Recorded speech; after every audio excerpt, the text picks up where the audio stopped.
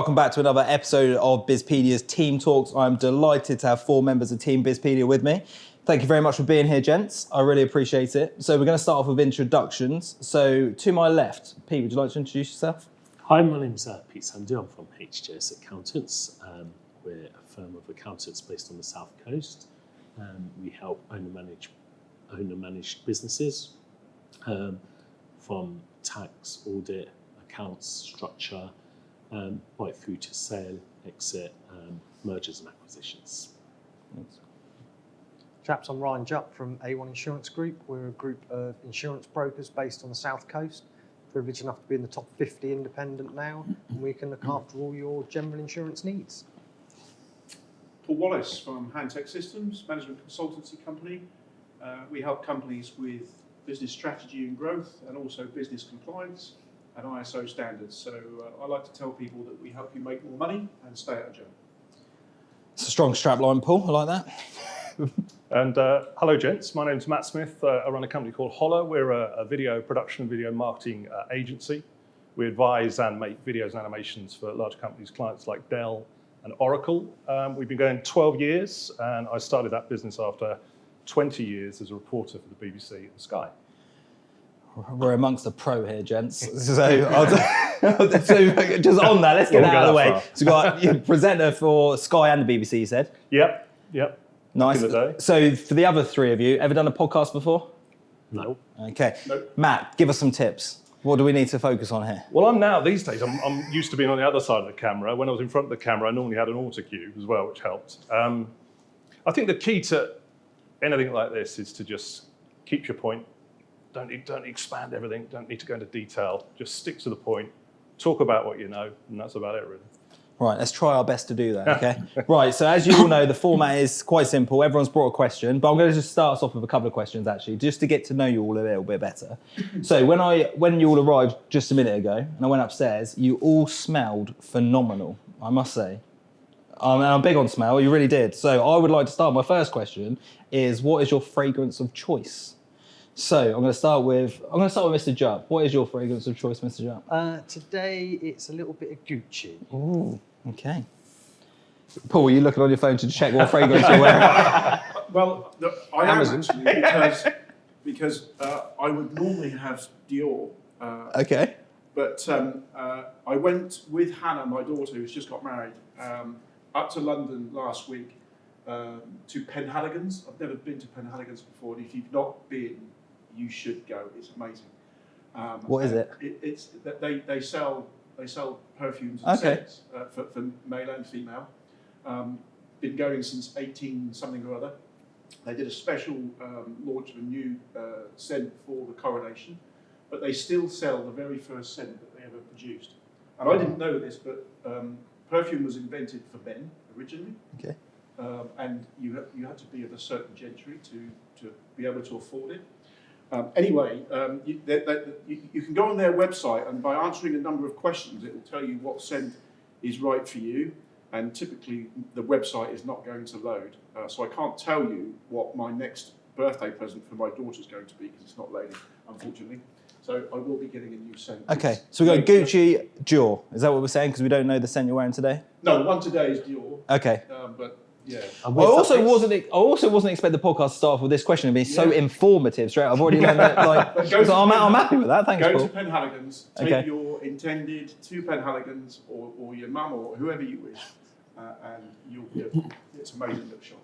Okay, nice. Thank you, Mr. Sandhu. Fragrance of choice. Nothing as exciting as that. I can't really compete with that.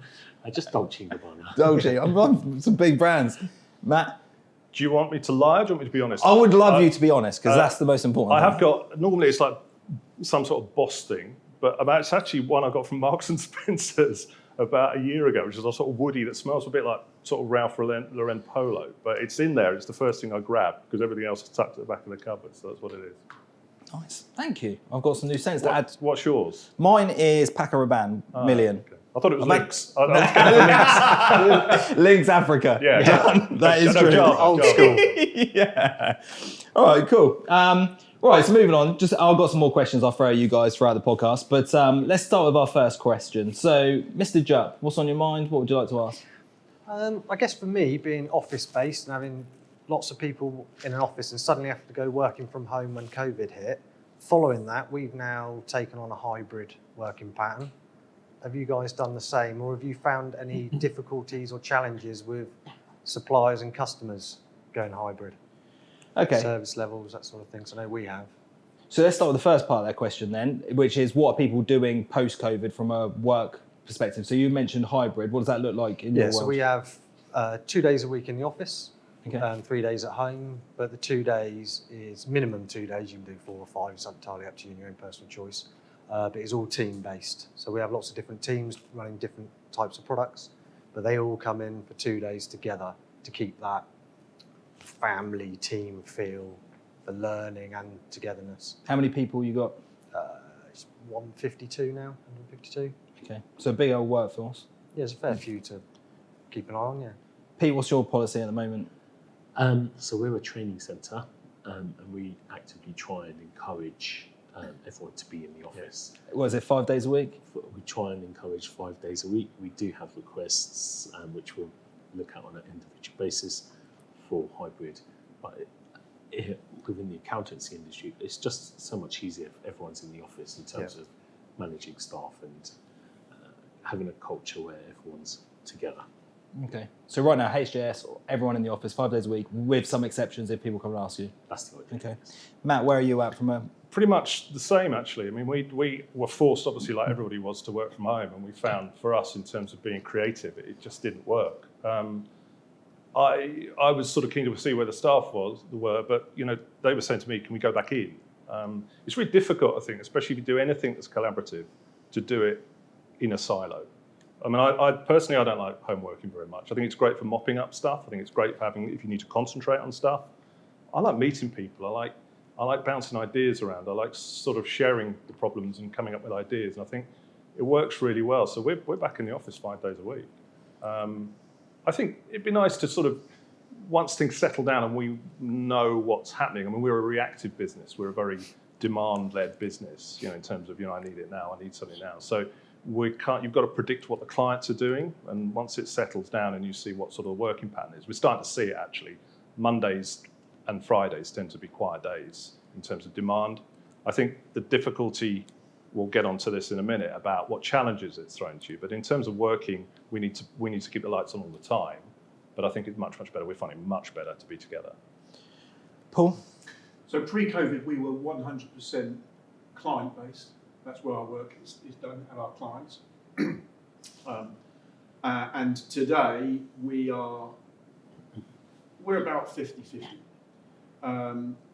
We've discovered that some elements of our work we can successfully do remotely, so we do, and that saves quite a lot of time, and therefore we're more efficient.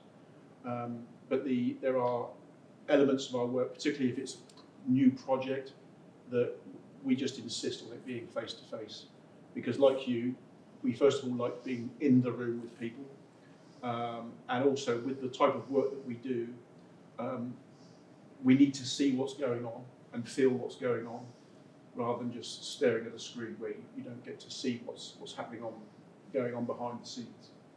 Depends what your sort of staff makeup is as well, because if you've got a lot of experienced people who are used to sort of running their own day, they're used to being their own sort of boss in a way. If you like run a franchise business or something where people are out meeting clients and they have their own patch and stuff, that's one thing. But if you've got a lot of younger staff, they're not learning by being at home on their own. I mean, I heard a story about a marketing person who'd come out of college, had gone to work for out of uni and gone to work for a big marketing firm, and they've still not met their team.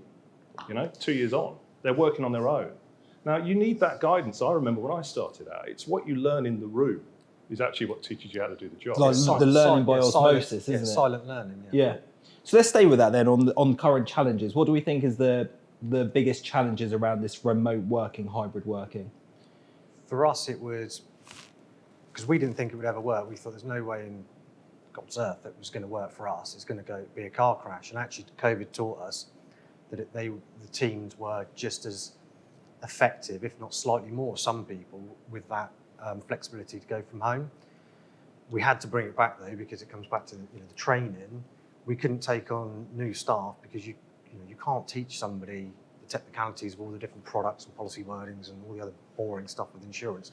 Remotely, they need to be sat listening, your point, and hearing what's going on, because you learn so much quicker. And the other side then is also the mental stress side of it, and being stuck at home on your own in a silo when you're used to being in that team. So for us, having a bit of both has worked really well. I'll tell you what we're going to do as we do this, right? I'm going to do negatives of it, and then we're going to do positives of it, so we can come up with a nice little list between us all, right? So negatives so far. So feel free to chip in when you see fit on this, okay? So it's negatives so far. I've got training, learning by osmosis, of working remotely, as well as the social isolation about not being around people. Just the whole mental health, isn't it? Yeah. Okay, so mental health. Yeah. Any other things we put down as a challenge with hybrid working or a negative? Monitoring, it's difficult to monitoring and managing people if you're not used to that. Managing people as they're sat with you. When they're not sat with you, it's much harder to check what they're doing and make sure they're being effective. Lack of ideas. As a business, you need ideas. You need spark. You need those moments, the water cooler moments, and they're not happening so much, I don't think, both in your business and in your client's business. You're not having those little sparks. I mean, that's one of the benefits, I think. Now, as a team, we've discussed this. We don't want to be sat in the office out of choice. We'd either be out on the road or at home or doing something else. But you need to be there, because that's where the ideas come. And somebody can float something, and in a small business, it's really true. You can have an idea 1 minute, and half an hour later, you're implementing it. Yeah. That doesn't happen sat at home. When you have a Teams call, it doesn't happen. It rarely happens, I would argue. Those little sparks are the things that can take your business in a different direction, that can solve a problem, that can do that. So I think that's one of the things that really impacts a business by being separated. It's all right if you know what you're doing, and it's all right if you're using your working from home time to mop up stuff, or do stuff that you're confident with. But I think especially for younger staff, they don't have that. They don't experience those sparks, which can take them in a different direction, really. Yeah, no, I think that's very true. I like that. And that's also a positive as well, motivationally as well. We can come in the morning and sort of with our heads hanging low because we've got problems to sort out. And we can smash those problems, come up with a couple of good ideas, and we're walking out.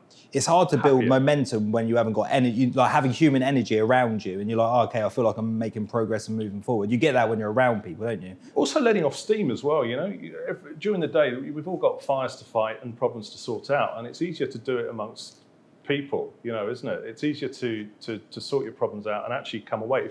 If you're on your own, I personally think, if you're on your own, sometimes you just get a little bit entrenched by it. Sometimes it's good because you get a bit of clarity working on your own, but sometimes it's not, So I think that's one of the positives, that you can kind of just put those fires out, you can squash the flies, you can have a laugh while you're doing it, and you have those sparks of inspiration, which actually probably help. I'm just thinking, actually, in my career, the best moments I've had have been being in the room. I worked on a program at BBC, and they literally, by being in the room, somebody said, we need someone to go to Bolivia tonight. Who's had the jabs? Was on a plane. Now, if I'd not been there, you're out of sight a little bit, you're out of mind. I went and did that trip, and it opened my eyes to South America. Yeah. It was slightly scary. But what were you covering over there? I was working on a program called Tomorrow's World on BBC. Yeah, heard of it. And the very quick story was that was in the days when you shot everything on tape. And you had to literally take the tapes with you for the cameras. Tapes lasted half an hour. And they were doing some altitude experiments halfway up a mountain. It's really, really high altitude there. And you have to it takes a few days to acclimatise, a bit like going to Everest or whatever. And the team had been in there, the production team had been in there to shoot these experiments. So it's halfway up the mountain, 5,000 feet above sea level or something, 10,000 maybe. And they spent a few days getting up the mountain, acclimatising, stopping for a night, drink lots of water. Anyway, cut long story short, they got to the top of the mountain. The cameraman turned around to the producer and said, have you got the first take? And she said, I thought you were bringing it. And he went, shit. So they phoned London. And my job was to carry a bundle of tapes. I was quite junior still. A bundle of tapes, a big box of tapes, and a load of cash, which they needed. Suddenly they'd forgotten the cash as well. So I turned up out of the airport, and they said, you're meeting a man at the airport. Come out the airport. And there's lots of people outside the airport. And I'm supposed to give this guy cash. Anyway, it was a little bit full on. And La Paz in Bolivia was quite an edgy place at the time. But that came from being in the room. Yeah. If I was just a junior working at home on a laptop, maybe writing a script or something, In your bedroom. Be there. Who's there? Yeah. Yeah, I get that. Challenges, Paul, what do you think? We're going for negatives. We've got obviously, lack of ideas. Obviously, we can swing this way of the positives, but, mental health, training, So challenges from a meeting perspective is, so therefore meeting over Teams or Zoom is maintaining concentration. It's very easy to get distracted when you're not in the room. You know, you've said now, before we start, mobile phones off. No, there's nothing in front of us to distract us. When I'm sat at home on my laptop looking at you guys, there's emails going over here, like there's maybe something going on outside the office at home. Sky News. Sky Sports, News, yeah. football. Got the iPad on for the football, all sorts of distractions. But also, the one thing that really disrupted the early days of Teams meetings was in the afternoon when all the schools kicked out. All of a sudden, you're on a home broadband and it just goes straight down because all the kids have come home and they're all logged on to something or other. And meetings just crashed all the time, 3:30, where I live. That was it. Meetings are finished for the day. So that was really disruptive, which of course, again, we don't get now. Here it is. It's 5 to 4. We can carry on talking for as long as we like. I think sometimes also they all feel, all those video calls sometimes feel a bit samey. You know, you're talking to different people about different things, but it just feels like the same routine, doesn't it? Whereas it's quite nice meeting people in the flesh and going to their place and learning a bit more about the business. Or it's definitely all the site. cues of like body language and stuff you pick on when you're around people, right? People do business with people, don't they? At the end of the day, and it doesn't matter. You know, post-pandemic, this is still true. People do business with people, and I think I've had the best conversations of the last few weeks being with people. Again, it's been so nice. You can then continue that relationship on video call, but for me, it's just a bit 2D a video call. It's just a bit. And the one thing that is a little bugbear of mine, and I had a meeting this morning on a Teams meeting, and we joined the meeting, and I sort of politely mentioned to the other person that they haven't got their camera on. I actually find that quite ignorant, to be honest. As it turned out, this person hadn't realised that her camera wasn't on, and she put it straight on. But I find that quite ignorant because you wouldn't walk into a room, here we are now, and we all sit here with bags on our heads. You don't do that. But also, three years into it, you should have sussed out how that works by now. To start with, maybe not. But I think looking at a positive of it, though. Yeah, I'm just about to spin over. So what do you think? Let's go around and do a positive. I'm not a massive fan of video calls anyway, but positive, I think you can meet people quicker. Mm-hmm. You don't have to waste time going to see people when it's not necessary. I think it's a bit of a yin and yang thing, though, I would say. Sometimes it is better to go and see people, sometimes it's not. And I think it's also, you don't have to, I think the positive of that whole thing is that your office and your setup and the sort of thing you used to have to, make the office look amazing for the clients coming in for the meetings and stuff, it doesn't really matter. And it also doesn't really matter where you are too much anymore or as much. So I think that is a benefit of it. You can technically get more done if the person you're talking to is sort of efficient in that way of thinking as well. I think we're in a problem, here's a flip-flop. One of the negatives, I think, if you're dealing with the larger corporates, is they're in a culture now of having video meetings all the time. Yeah.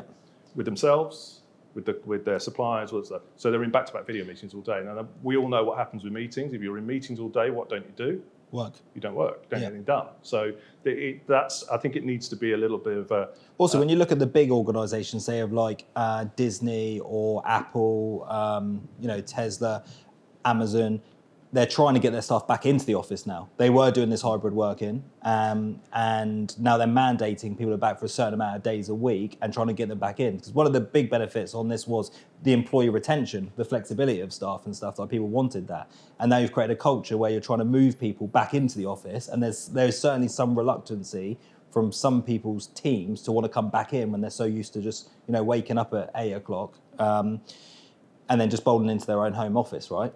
I worry a little bit about productivity of UK PLC on work from home. I think you've got a motivated workforce who are doing really well, and then you've got a lot of stuff like the water cooler moments and those moments that with spark and inspiration.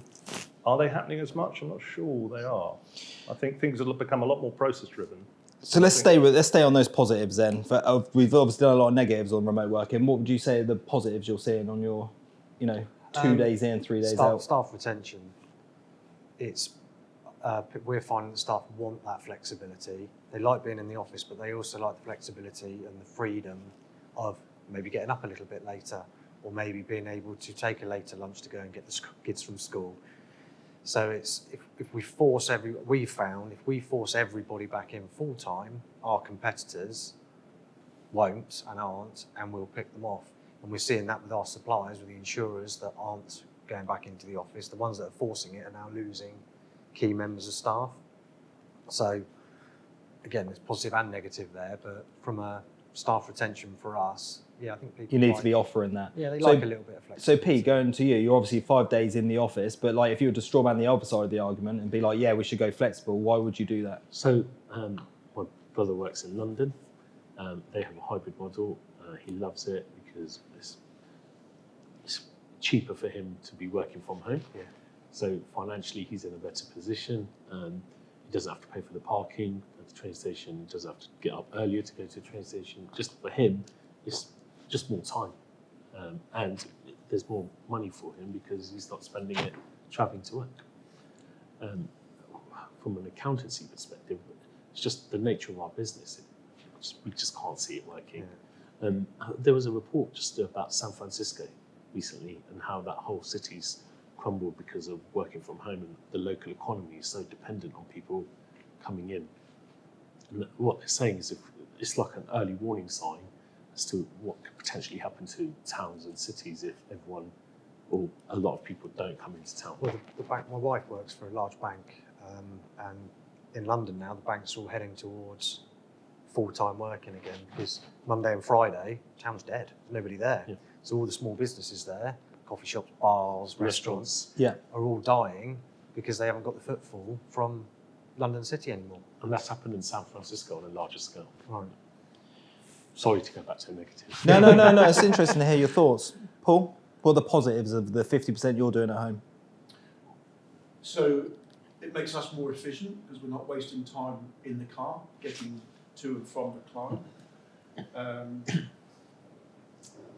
From our business perspective, that's probably the only positive, is that efficiency. More efficiency. Yeah, because we can achieve more in the normal working day.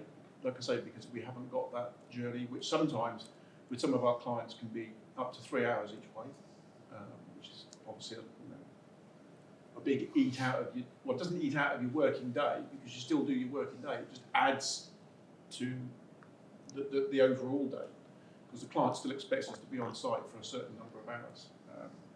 So that's a positive.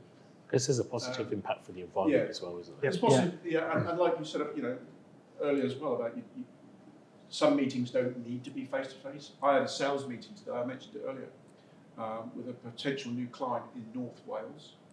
Now, pre-pandemic, I would have organised to go there. 4.5 hour journey for a meeting. Now, the meeting online only took 45 minutes. Mm-hmm.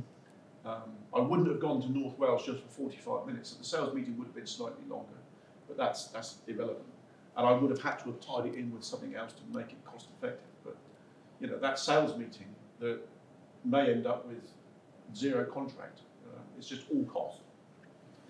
I didn't have that cost today, so that's a definite positive. Yeah. Office space as well. We've taken on 28 new staff in the last 12 months, whereas normally we'd have had to have taken on more office space for that. But actually, with hybrid, Your fact, we've just cost got base teams is coming in. Yeah. and everyone hot desk now, so anyone can come in and go. With our costs there, I mean they've gone up everywhere else, mind you, but the actual commercial office space has been a result for us. So again, that's a positive and a negative, isn't it? Because it's a positive. I did a day for a client this year. It's a US national, not international company, but they've got 9 offices in the UK. And I was asked to go to one of the offices, which fortunately for me was just at Whiteley, to carry out a one-day assessment. And what they've found is that they've got a real good mixture of hybrids. So they're downsizing all of their offices for the reason you just said about coming in certain days and hot desking. So that's a positive for them, but of course it's a negative for the person that rents the offices. Yeah. So they're losing business. They've got to try to attract more business. And then I've had one client who, a small company, half a dozen people, got an office in the town, got used to 100% hybrid working, 100% home working during COVID, and that's now stayed. They don't need the office at all. Nice. Lots of thoughts there on, lots of pros and negatives, I guess, on this whole shift change because of COVID around, hybrid working. Obviously, it's changed the landscape a lot in terms from an employment perspective, but also like a conversation perspective. I know everyone's trying to navigate this topic at the moment, and everyone's kind of doing what seems to me what they think is best for their organisation, it being very sector specific at times. I guess my final question to you all is, where do you think this ends up in 5 years from today? What does the workplace look like? We're going through this big change. We're all trying to navigate. What does the future of work look like? Do you want positives here? Do you want us to be happy about this? I think there's an interesting trend that's happened where employees are driving the conversation at the moment. So your employees like that, and it helps with retention. How long does that last? How long does the tail wag the dog? Yeah. I Because agree I think with you that want to sentiment. make it is a very employee-led market at the moment, isn't it? People coming with like pay rises and stuff. Yeah. And as an employee, you want to make your staff happy. You want people to come to a happy place, but at the end of the day, you are running a business, and it needs to be productive. Otherwise, you're not going to. If nothing comes out the other end, everybody's the mortgages that we're all currently paying, you can't pay. So it does need to be a bit of 50-50. But I wonder whether that employee entitlement sort of dries up a little bit. And when we're seeing tech firms in Silicon Valley laying off lots of staff, so there has been, I think, Pandora's box has been opened. I think with the pandemic, previously, if you wanted to work in a city and get the wages of a city, you commuted to the city, or you didn't want to live there, so hence commuting happened. Now Pandora's box has happened. Now people want the wages of the city, but they don't want to go into the city. So how long does that last? I don't know. I haven't got the answer on that, but. I don't see it as being sustainable. Okay. I think something's got to give, whether it's wages or whether it's compromise on the part of the employees, or companies got to move out of cities. I don't know what it is, but I think at the moment, I'm noticing sort of just people saying things like, I'm having to go into the office 1 day a week, or having to go in the office 2 days a week.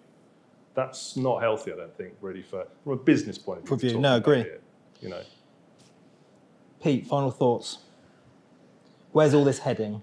So I think about 8-10 years ago, there's this whole thing about casual clothes at work, and you don't have to wear the suit and you can drop the suit. And then they started doing all these studies and found actually psychologically it makes a difference if you're dressed up to go to work, because mentally you change. So I think this is going to be similar. We'll have a full circle, or a circle back to the office.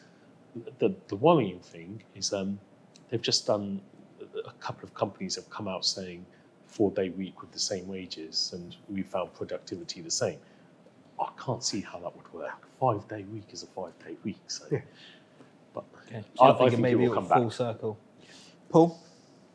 I don't want to take over your job as chair, but this kind of feels to me like we're naturally going into my question. Yeah, it's fine.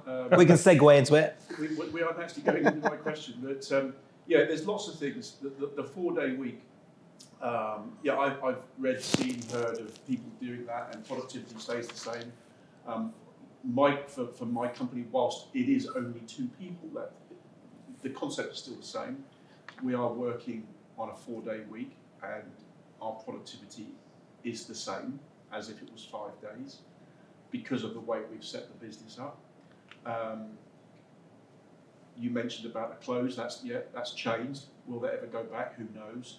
The whole online shopping, the closing of the city centres, will that ever come back? Unlikely.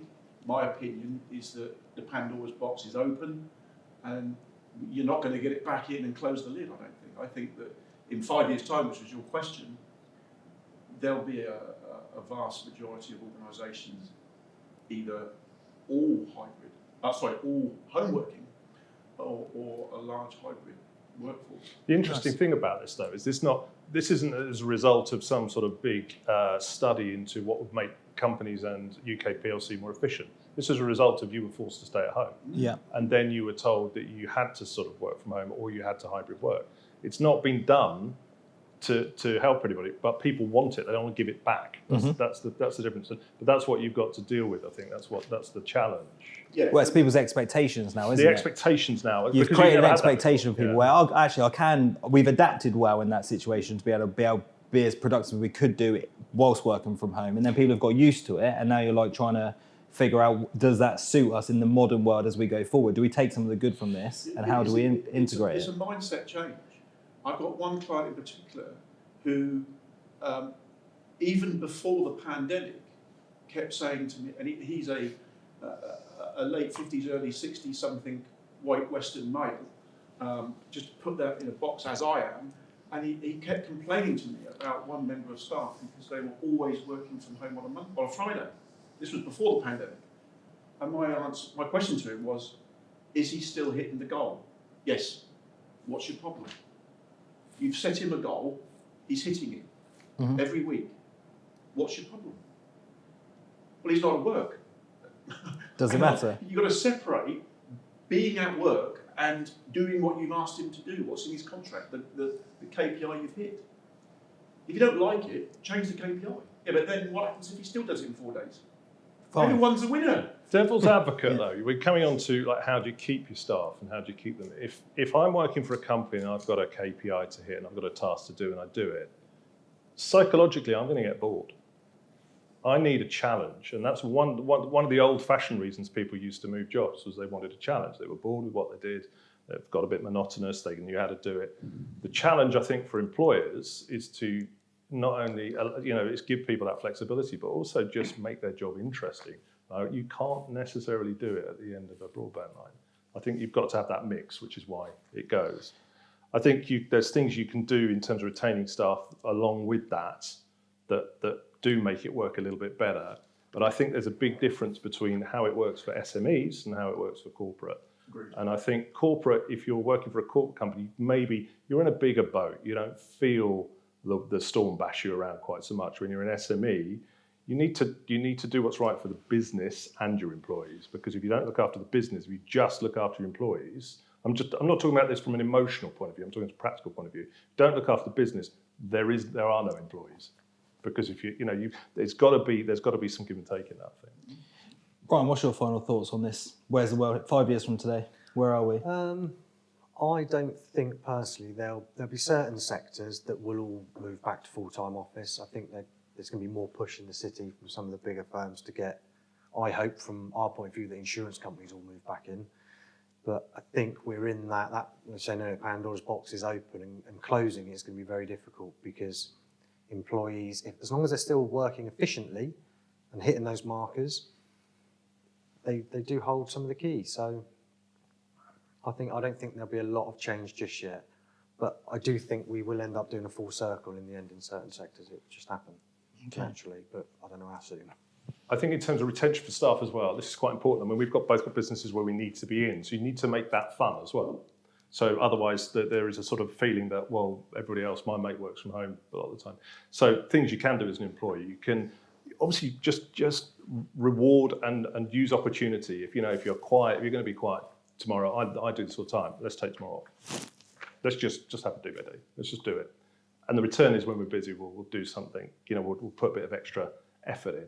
If we need to do something spontaneous, let's just go for a drink. I mean, stuff like that doesn't happen if you're going for, in a team. It's quite important to recognise if you've had a good day or a difficult day or whatever, and just go and get a drink after work, or get some lunch in, or just say thank you. I mean, sometimes that's siloed working. That's a negative of siloed working, home working, is that you don't get thanked for things. And I think a little thanks goes a long way. And we could probably all round this table think of jobs that we've done in our career where somebody's just come and said, "You've done that really well." It's nice being appreciated. It's been appreciated. Or just getting a little gift or sort of thank you or whatever, or just taking someone aside and rewarding that and saying, "You did that really, really well." And I can still remember that, from 20 years ago, if somebody's saying. You can also remember when you get told off as well. So it goes both ways. It is quite pivotal, and especially when you've got younger staff, those meetings are quite, they can change your life a little bit in terms of where you go in your career and your confidence. So let's use this as a good segue to Paul's question. So what did you have prepared for us?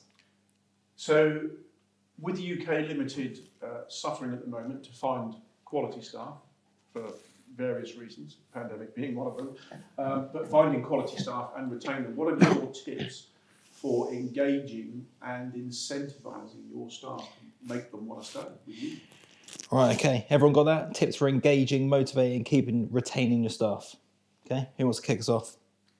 Well, I'd just like to say we've already started. Oh no, yeah, we have got quite a We've few. already gone, part way down that road, and I think that what modern day business owner needs to do is do all of the things.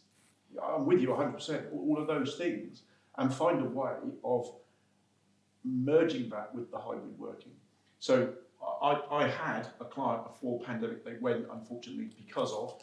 But I had a client where every single morning for 20 minutes, they would all get together in a room, stood up, and do what they call a scrum. And it was just literally 30 seconds. What are you doing today? What help do you need? That, okay, nothing. Next. Why can't you do that on a Teams meeting? That's just a rhetorical question. You could still do that on a Teams meeting.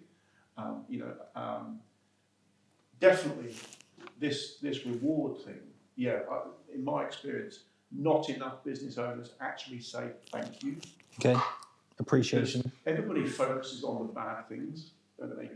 I say to my clients, when you deliver a contract well, do you look at what went well? No. If it went badly, you'd analyse it, wouldn't you? You want to know, when did we mess up there? We want to fix that. But not enough people analyse what went well. Let's just repeat that. Let's do more of that. But definitely on the pay, obviously everyone's worried about pay because of obvious things. But I've got my daughter working with me, and that's changed the whole concept of my business, because we now appeal to a bigger audience. If it's a company's owned by an old white man, then send Dad in. But if it's owned by a younger person, send Hannah in, and then there's the great mix of the two. So that's helped my business. I still go to clients now, and we sit around the boardroom table, and I look around and I say to them, where's your next generation? Because they're not sat around this boardroom table. So, and that's not necessarily about pay, that's about making sure people are rewarded with position or just a thank you, just being appreciated for what they do. Okay, so lots of appreciation, thank yous on this side of the table. What about this side of the table? What's your thoughts, Brian? What sort of tactics, tips? What are you doing at A1 to keep your staff? Other than paying them, Which is a good start. we encourage, because again, they're all in site teams, so we make sure that all the team managers have budgets for staff entertainment. So whether that's, let's go for a beer after work, or let's organise a team lunch, dinner. Does every team get the same budget? Not quite, 'cause it's size dependent, because some could have 30 and then some might only have 3 or 4. Okay. So, but per head, yes. Doing things like some we get encouraging to buy wine, chocolates, treats. So if someone does a good job on something, they get a bottle. Oh, well done, you did really well there. We'll do Friday mornings. This has become a lot cheaper now that people are working from home, and Friday seems to be the quietest day in the office, funnily enough. But every now and again, one of us 4 on the board, if we're in, we'll just buy everyone bacon sandwiches. Who's hungry wants a bacon sandwich? Just little things like that seem to help. We've introduced things like, other than money and bonuses, cash plans, so people can, cover off things like dental, prescriptions, little things like that. Just a few £100 here and there seems to help. We try, in the head office, we have a pool table, so we've got a big social area. So lunchtime, people can go out and have pool leagues, have food, drink, we've got a kitchen, everything, so they don't have to, just sit at their desk with their lunchbox. Bringing in new people now as well, we incentivise the staff for referral. So if someone refers a new member of staff and they past 6-month probation, we pay them a large sum of money. Saves you some recruitment fees? Oh yeah, we give £2,500 for every successful referral, because it's introducing good staff that we can then train and model into our way of thinking. And that's been, we found statistically, a referred member of staff lasts much longer than necessarily one you found, i.e. from a recruitment agent or, just off the street by luck. So things like that, there's no, I don't know, you'd like to do everything. You'd like to be the Google and have a plane that you can take people, give them free holidays and all those sorts of things. But again, you've got to be practical within your spending. What do you think is the one that creates the most value in your organisation? If you would say one thing that you do at A1 that creates the best retention, the best value for money, what do you think it is? I think, and this is going to sound really big-headed, but everyone has access to Ian, the MD and founder, myself, Sarah and Matt. So the 4 people who run the business, pure open door. We don't have private offices, we sit in the middle, we go around and see people. They can come to us and they've always got our ear. And we found our retention is way below national average.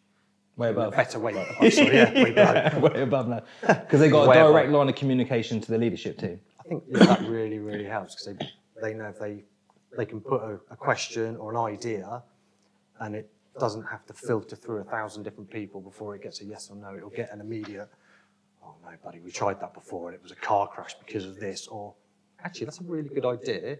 Let's talk further about that and see if we can make it happen.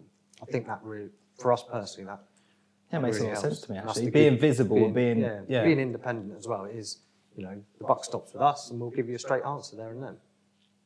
Nice. Pete, So, what are you doing at HJS? What's working? I think coming from an accounting background, a lot of the incentives you guys are talking about, in the stricter sense, are reported and taxable, and it's like a disincentive to offer wine or to offer meals out, and cash is straight away taxable.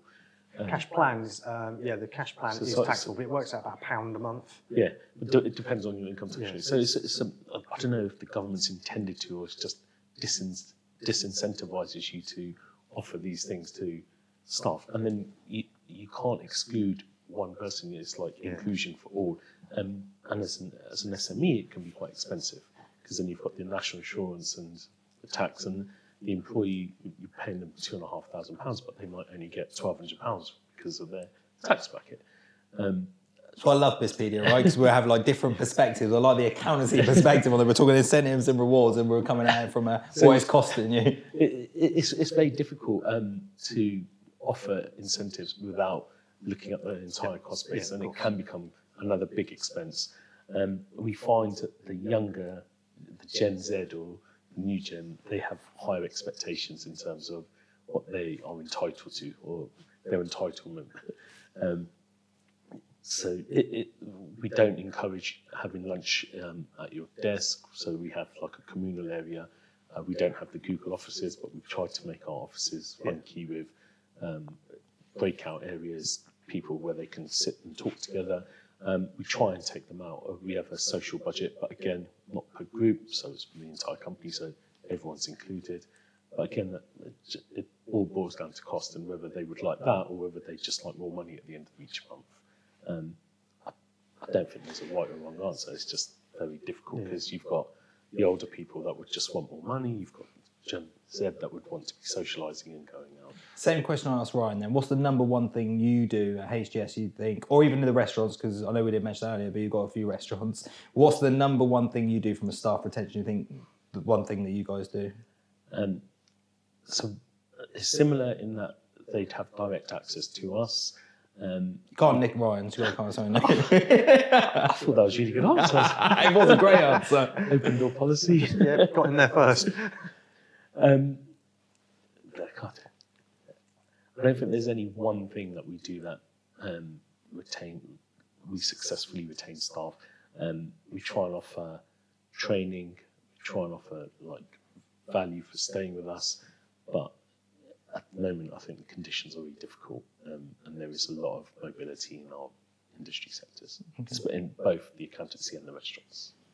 Right, Matt, I'm going to give you a final thought on this one. What's the one thing that you do at Hollow, would you say, that gives you the best return on investment in terms of retention? I would agree it's not one thing. It's a combination of But things. if I force you to pick one of the myriad of You ones, can't. you're not going to. I'm not committed. I can't put you in the corner of saying I pick think one. you've got to do a mixture of things. I mean, we are sort of have a lot of younger staff, and they do want, do have an Xbox and a beer fridge, but not all of them drink. So, beer on a Friday is not used to. We have a posh coffee machine, but not all of them drink coffee.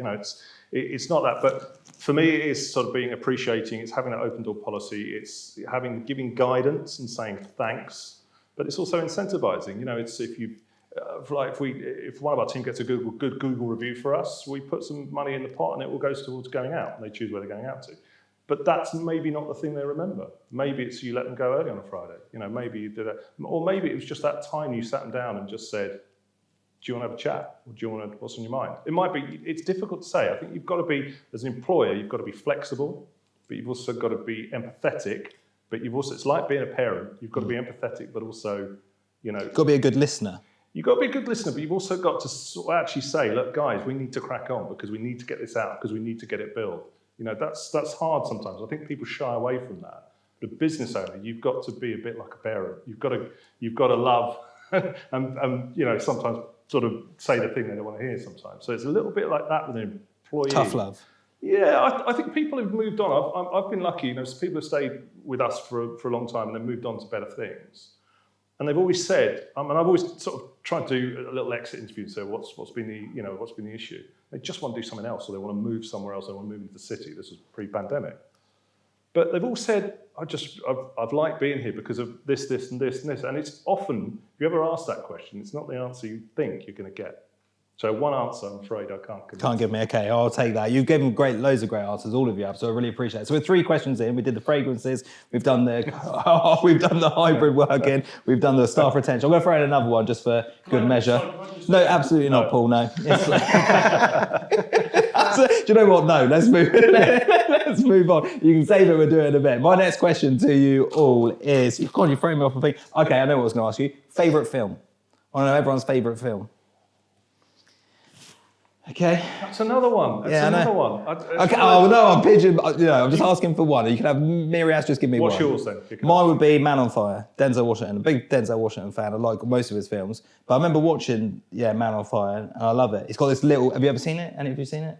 He's like a bodyguard. Yep. He's looking after this. There's loads of like kidnappings happening in Mexico, and he looks after his little family. He's like a recovering alcoholic, but like he's kind of lost in the world in his life, and he gets this job. And then he looks after this little girl and he falls in love with her, but she gets kidnapped, but he saves her. And it's just, the last scene is like, I'm ruining the film if you haven't seen it. But basically, at the end, I'm going to throw this bit in, because at the end, he basically walks past her and he captures her, he saves her. And then she's like, I love you. And then she says, you love me too, don't you? And he says, yeah, I do. And then that's a great film. I loved it. That's my favourite film. Every film you now watch, do you measure it against that and then decide whether it's better, it's your new favourite film or not? Yeah, you know, you asked me, there's loads of great films, but yeah, it would be my benchmark. It's always the number one, but only because I love Denzel. I think he's a great actor. I could ask you favourite actor as well. I will actually do that as we do this. We're going to do favourite films, then we're going to do favourite actors or actresses, because I don't want to be gender specific. So, and you may have multiple, I get it, but I'm just looking for one answer, just for this speed round in the middle. So, Pete, favourite, you can do both, okay? Favourite film, favourite actor / actress. I think my favourite film, just because of the soundtrack, the cars, the inspiration it gave me when I was a little kid to get that car when I'm older, probably Bad Boys. Oh, yeah. Okay, nice. It's not as deep as yours. There's no, I love using this. No, your backstory was, mine was that Peter loves like Creasy, and yours was that you wanted the car. It's nice. So Bad Boys, and favourite actor, actress? Favourite actor, actress probably like Pamela Anderson when she Baywatch. Okay, we'll take that and move. I'll take it. Move on swiftly. Ryan. I don't have a favourite film. I'm a big Bond fan. Used to love all the 007 stuff, you know, explosions, cars, everything. But I did always love Lock, Stock and Two Smoking Barrels. Good choice. Good Guy Ritchie movie. Favourite actor, actress? Angelina Jolie. Okay. Matt, coming to you. I've written 2 down. You're so hard to pin down. I would say the Truman Show was immediately one that came to mind. I think it's a really clever idea, and it was really sort of future looking. You know, I mean, look at us now. We're all being watched, aren't we? Whether we're in a show or not. Talented Mr. Ripley's another film that I just think is a bit of a haunting film. You watch it first of all, you don't realise how dark it is. So that answers the second question. So I'd say Matt Damon. I think everything he's in or has been in has been pretty good. Agree with that. Cool. I'm actually going to pick Matt Damon as well as one of my favourite actors. And I'm also going to give you 2 films, mine and the film that my wife and I share. So my film is Darkest Hour, which is about when Winston Churchill became Prime Minister, that first few days. And the film that my wife and I share is Just Disappeared Out of My Head. I haven't heard of that one. Yeah. Is that new? Yeah. Is that a Netflix one? I went to say it with We'll help you. Go on, explain it to us. There's lots of meaning to it then. Yes, yeah, it really does. Don't mention this to your wife. I hope she's not going to watch this. Yeah. Well, probably not. Do you wanna Probably call her? not now, as I'm stumbling through this like an idiot. The one where the famous actor picks up the prostitute and ends up being Pretty Woman. Oh, Pretty Woman. Yeah, sorry, I just completely. Great, well just done, completely Pete. dismembered. Saved him. That was your second one, wasn't it? We've only watched Pretty Woman about 100 times, so It's a good film, that. it is. But Darkest Hour would be, if I watch one film right now, I'd watch that again. Can you watch? I can't watch a film more than about twice. I find it 2 or 3 times, and that's it. And I wouldn't do it like close, are they? Some people do say, "Oh, I've watched it. It was great. I watched it 6 times." Really? Well, you knew it was going to happen. Yeah, I know. Last week on normal TV, so I've got to put up with the adverts, was The Martian. I had to watch it again. Me and my daughter have watched that The what, sorry? 20 times. The Martian with Matt Damon. Is that the one where he, yeah, I know the where one. he gets Yeah. left on Mars. Yeah.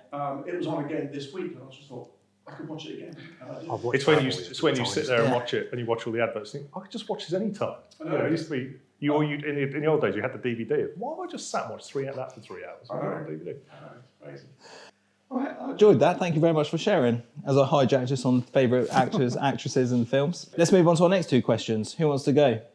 Pete, let's come to you. Okay. I'm looking at. I'll say who wants to go, but I'm looking in that direction. So Okay, so look, in view of the current economic climate, so there's another accounting background. High inflation, less disposable income.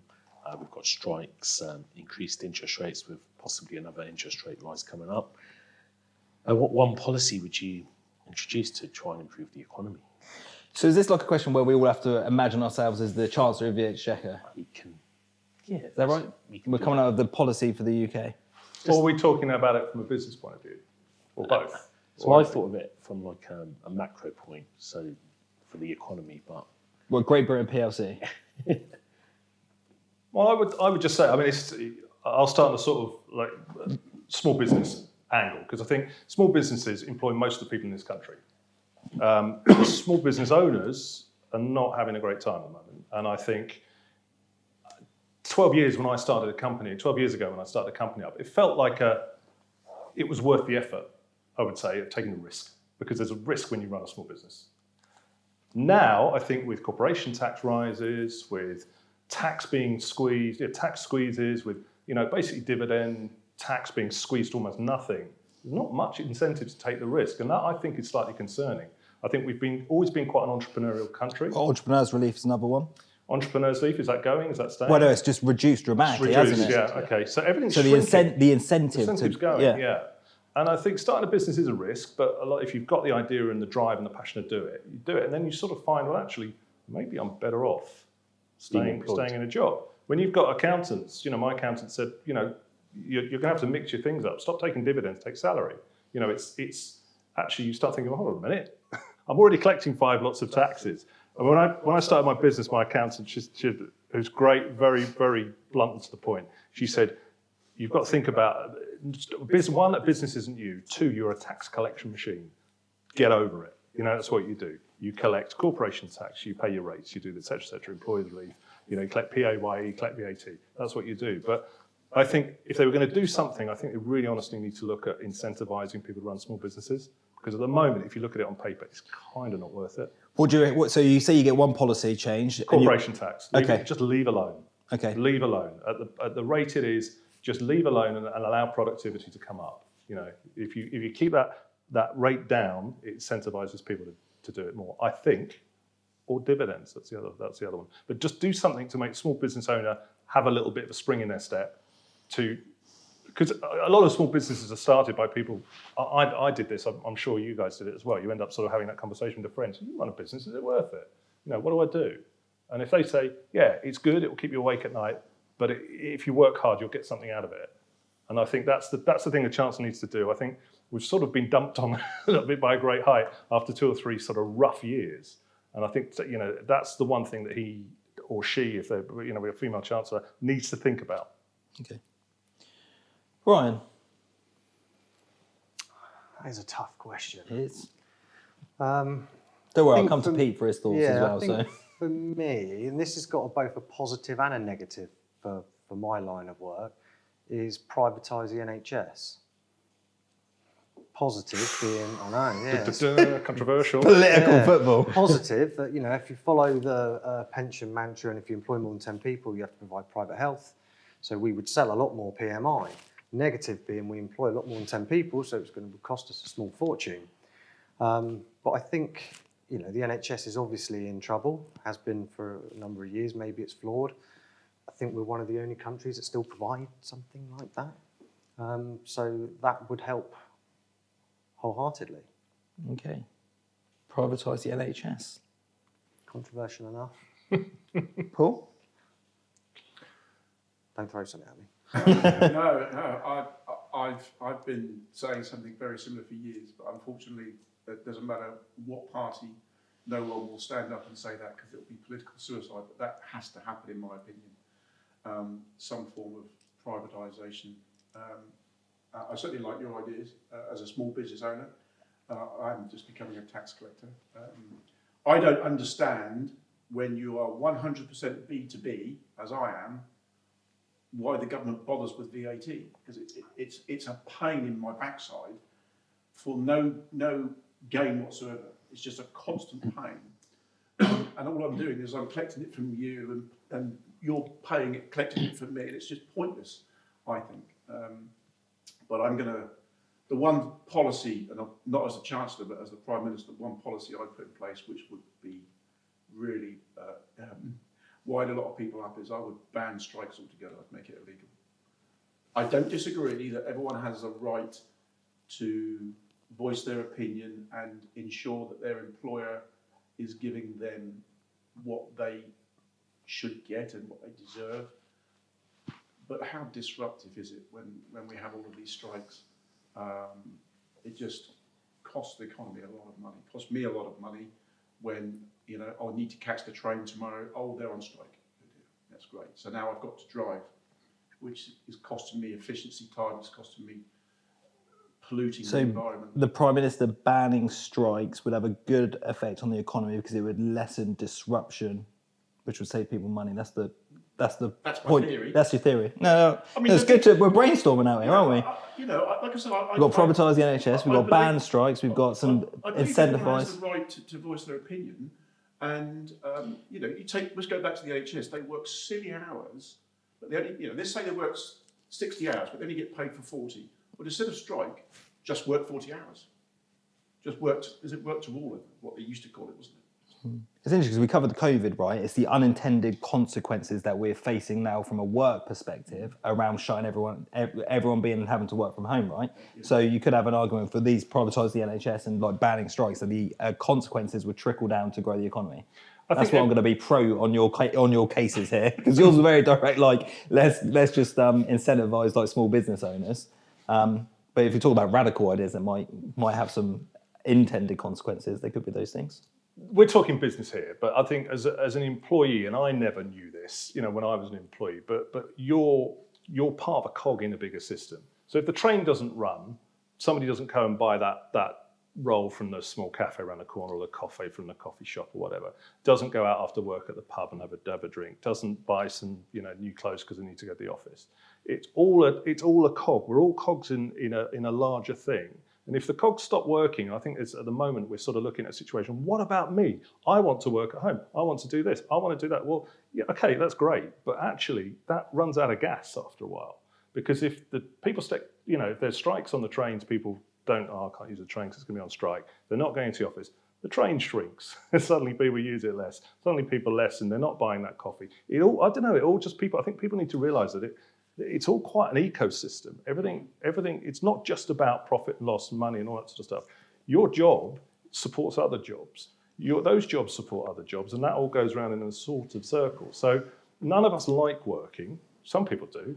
I'm not a massive fan, but none of us like working, but it all just knits together, and that's how it works. And I think if we all become sort of entitled and wanting to walk out the first thing or down tools at the first thing, it doesn't get us anywhere as a country.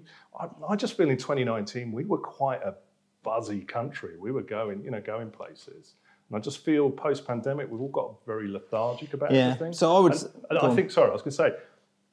And people are sick of me saying this, or friends are, do shut up. But I just think there's sort of a manana crept in Britain now. Everything's a bit like, oh, well, can I get back to you next week? Can I, decisions I think are very slow. So I think that's one thing. Anything the Chancellor can do to put a little bit of snap back. Yeah, so I think on that, as we're playing around with this idea, I think the radical idea I'd have is by legislation, you can't print money. Yeah, well, that's been one of the problems. Yeah, no, so like politicians, they want to be popular, right? So it's very easy for me to come and say to you, by the way, we're going to go do this, this, and this. And the reason we've inflated the money supply by so much in the last couple of years because of our reaction to COVID. That's also bred in a level of entitlement. So if you want to snap back into productivity, you can't, the radical idea that I think would trickle down into society would be real transparency against us not printing money. So I think that's not just it. I mean, quantitative easing, isn't it? Yeah, but that's a word that they've came up with for exactly the same thing as printing money is the inflation of the money supply. They've just called it quantitative easing because they can sell it to you better by calling it. It sounds cool. It sounds cool, yeah. It's always been cool. That's what it was in World War II with Germany and post Hitler. Yeah. Okay. So the word, but that quantitative easing causes inflation. Yes. But I think, in basic economic terms, help me out here. Inflation is too much money chasing too few goods. Is that in simplistic terms? So your money is buying less goods now than it was a year ago. Because it's worth less money. Right, okay. It doesn't have the same buying power anymore. Yeah, but there's also, if you have too much money chasing too few stuff. There's lots of economic reasons why there's high inflation, but quantitative easing is one. But I don't think that's necessarily the reason. That's not just the reason that we're in the situation we are, especially with inflation stuff. I think people do need to realise, we all need to realise that if we switch the country off for 2 years and switch it back on again, it's not going to carry on. We are paying the price for being at home. But it's not just that. It's not just that. There's but a war I think at the that's, moment as well. So. Well, there's a few factors, but I think you can't. I mean, it's unprecedented what's happened around the world. Countries were told to down tools and do nothing. That was a choice, though. No, it was forced on us. We were told. Oh no, we were. Yeah, but the way that our governments reacted was their choice. Yeah, and a lot of that was political. Yeah, no, I'm some agreeing. of the mess a fair bit of the mess we're looking at around the world is political. But I think in Britain, we've been the slowest country to get back to work and back to the office in Europe. Why is that? Maybe people don't want to go back to the office. Yeah, fair enough. But why are we? Even in Spain, they're back working again. I don't know. So I don't think it's one thing. In another positive, to turn this to a positive, one more thing I think for small businesses that Chancellor could do is rates. I hate rates. As a small business owner, it's the biggest thing that I think of before growing in terms of office space and size is rates. I just think it's a horrible tax. It doesn't even empty your bins. But most people don't realise as a business, if you have an office, you pay rates like council tax, but they don't even come and get your bins. That's really petty. But small rates is just going up and up and up and up. And I think that needs the small business relief, which is under 10,000, is it? Yes. If your office's rateable value is less than 10,000, you get excused off small business relief, or you get some relief from it. As soon as you go over that, you get a bill. We're a small firm. It's like £1,500 a month gone every month in rates, and you just think, well, it's another. Grr. Pete, your question. What do you want to throw into the ring? So my whole thing on this was. At the moment, 1 in 5 shops along the high streets are empty, and one of the main reasons is the rates. It's just an unfair tax, and they've talked about reforming it or changing it, and I totally agree. That would be the one thing that I would say that needs to be reformed is the rates. So a follow-up to that, I think the one thing that the government could do is give local councils, and sorry, I'll turn this into local councils because that's not a very exciting subject, give local councils control of the high street. At the moment, local government doesn't have control of the high street. Really, they don't set the rates; they just collect it for the government, which is I'm right in saying. They're not able to waive things. They're not able to incentivise it too much, and that would get around that problem. If you're able to incentivise getting small businesses into the high street, interesting businesses, people who can't afford, the big corporation chain rates, then that would do it. But I think local governments don't have a lot of control at the moment. If you ever approach a local government about something, they'll always say, "Oh, we don't deal with that." Okay. That's dangerous though, because a lot of local councils are actually in financial distress themselves. So by giving them control, do you think they keep the money? They invest it in Iceland. They might. They're more likely to increase the rates. So true. Okay. I think it's got to come from central government.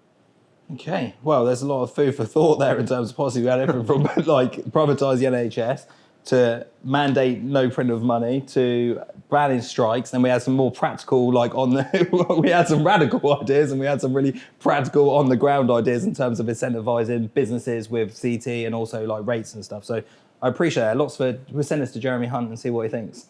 This will be a focus group of local business owners. Okay, last question then. Coming to you, Matt. What's on your mind? Well, I think, when you start a business, you're hopefully you're passionate, but you're a little bit naive about the world, the business world. Well, certainly I was, talking from experience. So my question is, if you were to start your business all over again from scratch, what one piece of advice would you give yourself? And it can be pithy, it can be, meaningful. What one thing would you carry through? I'll give you an example. When I started up, my brother, I was coming out of being a journalist, I was clueless about running a business, and I sat him down and he talked to me about profit and loss and cash flow. I said, whoa, slow down. I said, give me a couple of bits of business, a couple of bits of advice. And one of the things he said was, don't do the next thing till you're bursting at the seams. And I've kept that with me because it's so tempting to hire loads of people, have a bit of success, and suddenly you do well, and then you could hire more people and get bigger office and spend more money on this and blow it on big parties and that sort of. So that was the one thing I carried with me. What would you tell yourself if you were starting again?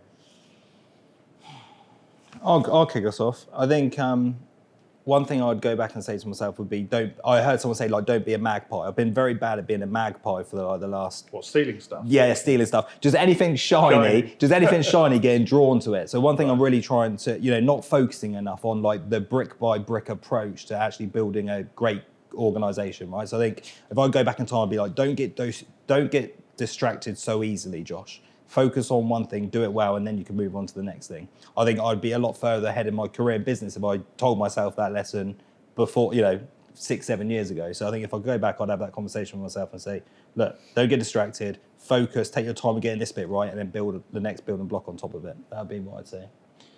Mr. Sandhu? So when we're advising new startups, I always say, make sure the structure's correct. So make sure the assets are in the right place, the liabilities are in the right place, and there's an exit strategy. And just think of where you're going with the business. So you would say to yourself, start with the end in mind, Pete? Yeah. Okay. And how many companies go, that's great, I can see the road ahead, or how many? No, they don't. But then when we start explaining why you might want to structure the business with like assets in different companies and leases in different companies, and showing them that it's a great idea you've got, but what if things go wrong or don't go according to plan? Having the correct structure in place at the beginning just saves a lot of problems and money as well. Ryan? I guess you get out what you put in, but don't be a busy fool, work smart. So you're saying about being a magpie, don't be harebrained doing 1,000 things, grabbing at one, not finish it, grabbing at another. Always be structured and set your goals, even from a daily point of view, and just stick to it, be organised. I heard somebody say on that point, sometimes work smart. Sometimes you'll have days where you'll absolutely just be on top of everything. You'll be killing it. All the wind will be blowing in your right direction. And then you'll have the next day where you won't. You don't. Car crash. Don't spend, just stop. Take the dog for a walk. Go and do something else. Come back. Work a bit later. Do something. Don't fight it. Work smart. When you're feeling energized, when you're making progress, make more of that. And when you're not, don't be afraid to just go, well, it's 1 o'clock on a Tuesday. I must be doing something. You as an entrepreneur, a small business owner, you're it's 24/7 anyway, isn't it? So just use those hours when you are most productive to get the best results. I think. Paul, what would you go back and tell yourself? The Road Less Stupid by Keith Cunningham. I don't read, I listen to books. Listened to that book this year. If I'd have listened to that book 20 odd years ago, not only would I have made the 3 monumental mistakes that I made in my business, I wouldn't have made those, but the consequence is I would have been in a lot different place. If I was advising someone on what to do when they start a new business, I actually think that it should be law that you read this book. It is what it says it is, the road less stupid. It's about making sure you take the right road. And the one key advice is about thinking time. It just picks up again on what it sounds like I'm being a bit of a double act to you, because every time you say something, I'm agreeing. But it is about, you said about stop what you're doing, go and take the dog for a walk. Yeah, have some thinking time and really consider when you're about to make a decision, what is the upside? What is the downside? Can you live with the downside? That's the 3 questions you should ask. And if you can't live with the downside, well then don't do it. I think that it's a great book about the mistakes that Keith made in his life that cost him tens of millions of pounds, and it's just a good book to help you make less poor decisions, really, if any poor decisions. So that one bit of advice for me would be, Paul, read this book first. Read it. All right, nice one. Gents, thank you so much for being on the podcast today. Really appreciate your time. I just got one where we finish up with our final thought, okay? So it's been a very diverse conversation for the last hour or so. I'd like to think about your final takeaway, your final thought of what you've heard today and what you're going to take away with you. So I'm going to give you all a little moment just to ponder that, and then we're going to go around the table and finish with everyone's final thought.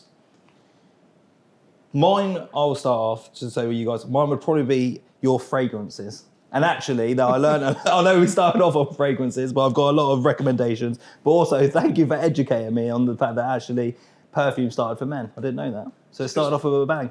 Yes. So I'm taking that away with me. There was lots of other good stuff, but I'm just saying what resonates. So. That's what the gentleman at Penhaligon's told me. Pete, final thought.